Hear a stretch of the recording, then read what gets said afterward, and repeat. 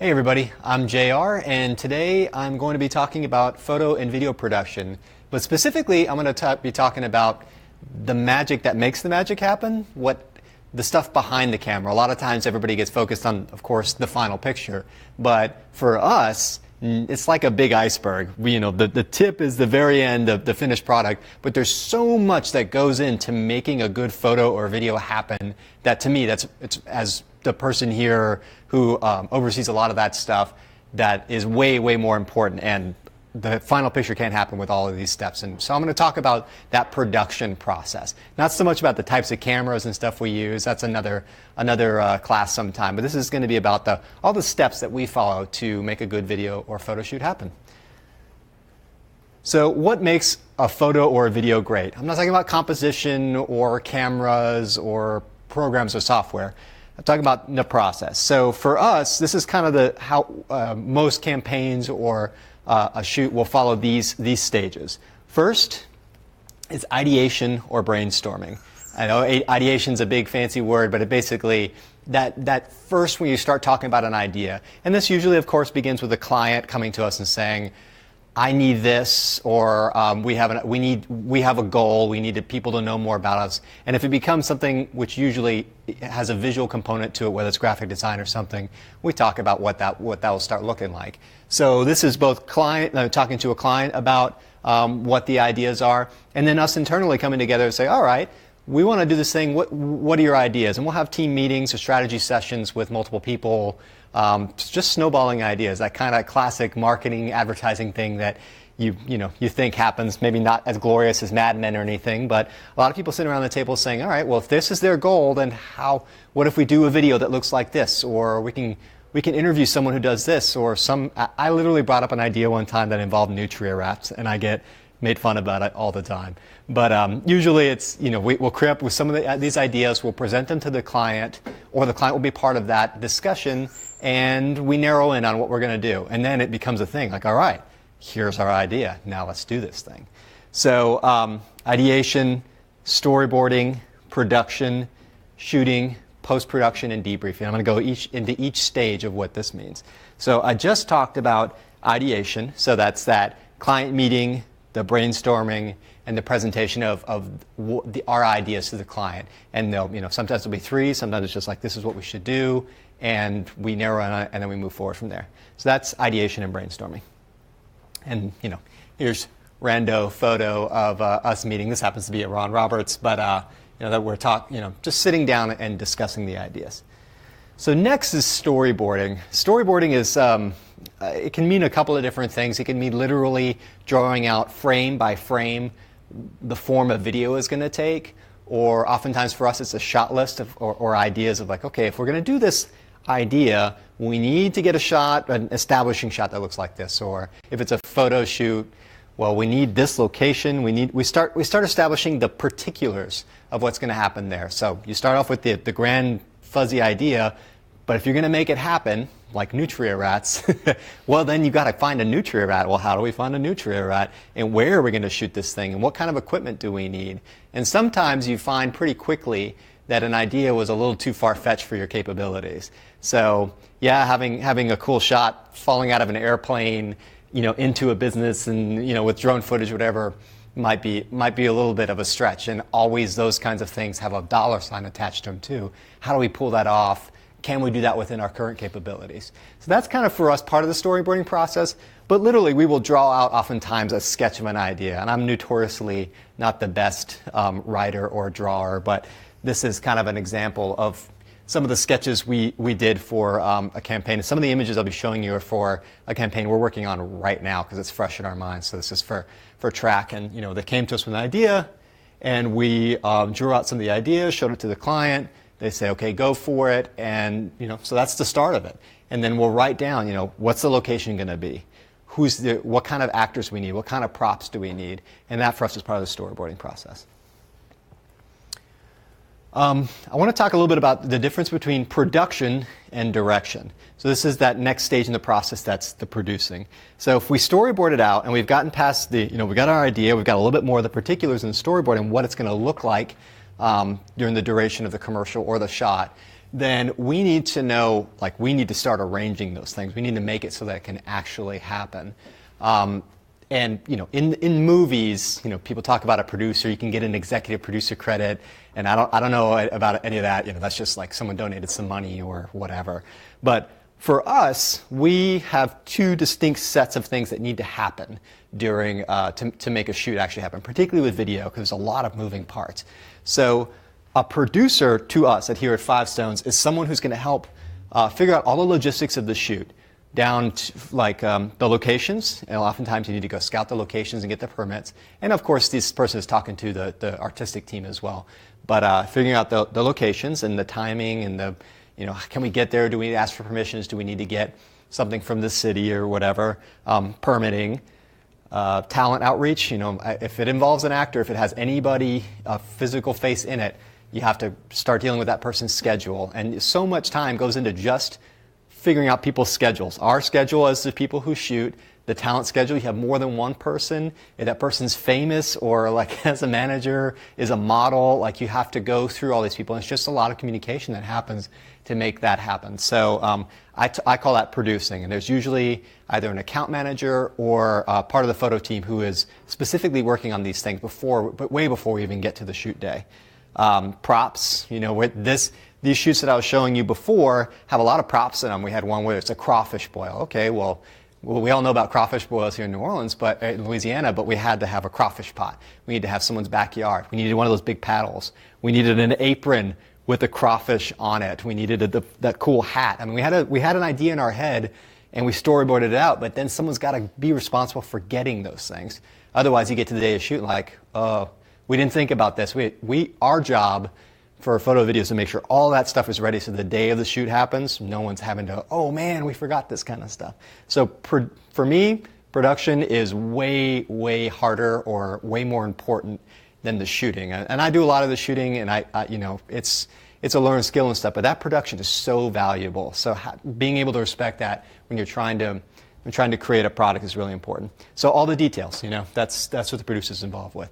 The director for us is the person on the day of the shoot. Of course, the visual, he would probably have done the storyboarding and stuff, but making sure the equipment's in order, or if you need to get, just making sure all of the equipment is ready to do the thing. Who are the personnel who are going to be shooting it? The actual day of the shoot, checking the weather and planning it out and stuff like that. The editing process, so the creative process, like the vision and making sure it actually, technically becomes what it needs to be. And those, the producer and the director sometimes can be the same person. That's a very busy person. But usually we try and split those things up, whether it's an account manager or someone takes on the producing role, so to make sure all that stuff happens. So that's an important thing to understand there. All right, so when all those things happen and all the stuff is in place to get to the day of the shoot, well, that's the fun part. We just did a shoot yesterday just down the street, and I'll show you a picture of.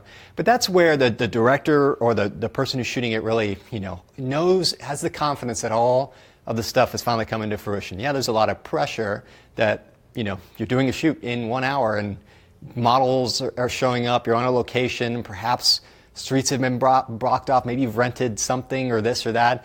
There's things that can go wrong, but in general, most of the work to make that shoot day go well has already been done ahead of time. So that we want the production to have happened so that the people shooting or the director can really focus in on just making the thing happen. And there's, directing talent is a required skill, and you don't want any loose ends so that you have to be scrambling around, because there's a lot of pressure, and the director's job is to make the talent or make whatever you're shooting just be able to focus in on that and be cool about it and focus on the technique of using the camera and getting it to happen. So on the day of the shoot, the equipment should be prepped. Final weather check and just make sure, all right, we're ready to do this today. That model releases have already been taken care of by the producer. If they're not, you have model releases on site. It's really important. And just a note, I'm not, disclaimer, no legal advice here. I'm not an intellectual property lawyer or anything, but model releases are really important. Better safe than sorry. We have one that we keep on site that protects us and indemnifies everything, so that you just want to make sure you're getting that kind of stuff if you have a face on there, just to protect yourself and your business. So this is the director's time to shine. I mean, the person shooting, or the director or the shooter, whoever is controlling the subjects, if there are subjects involved, or the location, I mean, you want them to be able to just focus on it and do what they do best to get the images necessary. This is a good opportunity too, but people always forget the behind the scenes stuff. Even us, we forget sometimes, as much as we shoot everything, to get a photo or a video of us doing the thing. This is important in the day of the information age, social media. I mean, these are great. People love to see behind the scenes stuff. So like we posted something yesterday that was us shooting, and Dylan and I, we're always, one of us is usually behind the camera, and the other one is responsible for remembering to get a picture of us doing it or a short clip, because it's neat. It's neat to see behind the scenes of the process. Because oftentimes you end up with a finished project, but what did it take to get there? So for a business who's doing this kind of stuff, you want to have some behind the scenes stuff and then turn that into social collateral of some sort. So for example, here's, this is a video of me directing. Forgive me for the sweat. It was really, really humid yesterday. This is at like 8:30 in the morning, and I was already dripping sweat. But you can see that I directed this shoot, and play it one more time. And just you know, what do we got here? We got a police car. We have a model who's pretending to get arrested. We have a sheriff's deputy. I'm directing the sheriff's deputy. You know, and also shooting at the same time. So just this alone to get to this point took several weeks of arranging people, locations, and schedules just to make that happen. And so I was just focused on doing that, and I was comfortable with it because I know all the pieces. I didn't do any of the production, which I'm so happy about. And that, you know, Dylan and Kim had taken care of everything to make it so that on that day, literally for half an hour is all it took to shoot that, but getting all those pieces there, I can focus in on it and sweat while I was doing it. And then we turned some of the stuff into a social post, which I'll show you later.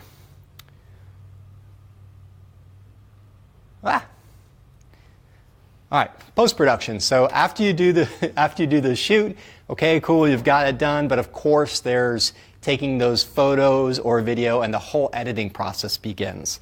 And this is where usually there's a handoff to different team members who are going to be responsible for the editing of the video, or the graphic design team is going to take that still image and make it. I mean, again, it depends on your organization. A lot of one-off photographers will do everything from production to direction to shooting to post-production.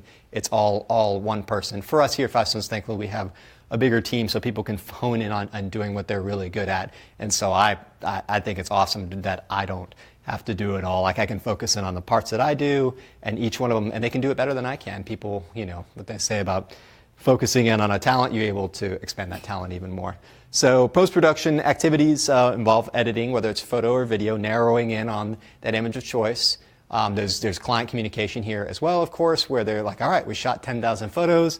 You know, here's the ones we think are going to work. Do we need approval or not?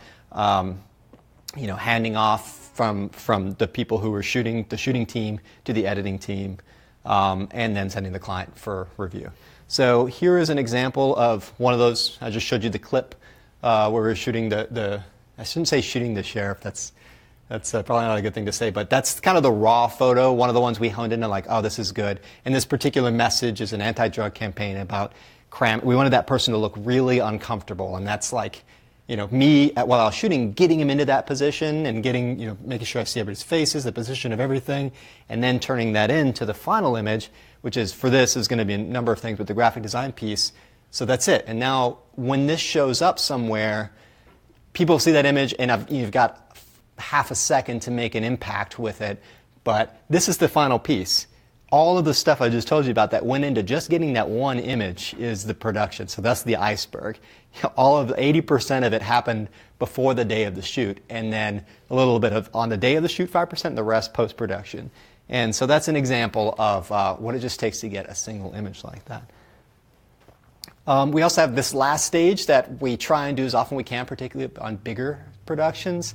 Debrief, sometimes we call it an after party. Just getting back together and saying, all right, we spent months working on this, or a week, or whatever. We've never done this before, or this was a client that we really want to make sure we hit it out of the park for. And just talking internally, or also sometimes with the client, what did we do right?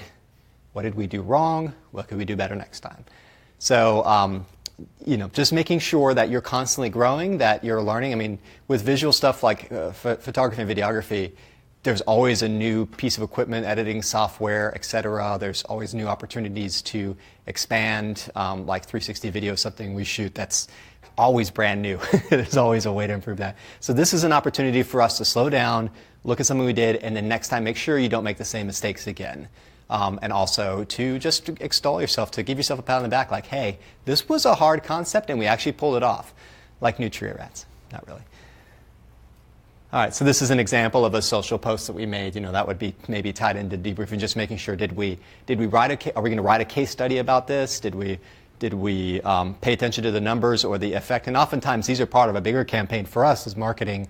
This would just be part of something ongoing, whether it's social advertising or whatever, Google or something like that on the website, driving conversion. So we'd be paying attention to it anyway, but just making for video production, making sure it looked as good. And so this is, as an example, we did that shoot yesterday, and then we posted about it on social because our fans want to see what we're working on. So I hope that is helpful. I'm going to recap the stages here. So what makes a great photo video is, the moral of the story here is pre-production. Is making sure everything is in place before the time of the shoot.